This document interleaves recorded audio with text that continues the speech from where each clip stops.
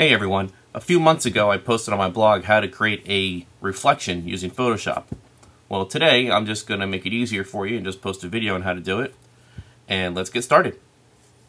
So as you see in our layers palette, we have our background layer, which is just filled with white, and we have our little object, our little golfer buddy here. And first thing we're going to do, make sure that layer is selected. We're going to duplicate it, Command J, and then we're going to go to Free Transform, which is Command T.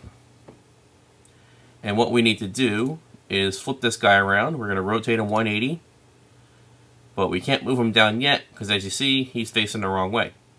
So we're going to flip him horizontal. There we go. And I'm going to hold the Shift key and simply drag him down and get him to the point where he's just below that guy there. That looks good. Press Enter to save that. Okay, so he's down there. But now we got to make a reflective look because right now it just looks like he's flipped upside down. And we're going to do that by adding a layer mask. We're going to go over to our gradient tool, foreground to background. And I like having white as my foreground because I'm going to draw down from the part I want to see and let go where I don't want to see it anymore. You can do it backwards if you want. It's up to you.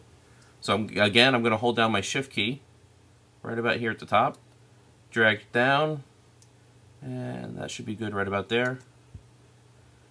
And there we go. It slowly fades out the bottom. Now this is what gives it that mirrored reflection look that everybody wants. Now, if you ever stood in a gallery somewhere on a nice reflective surface, it's not always a perfect mirror reflection. There's always some kind of distortion or blur.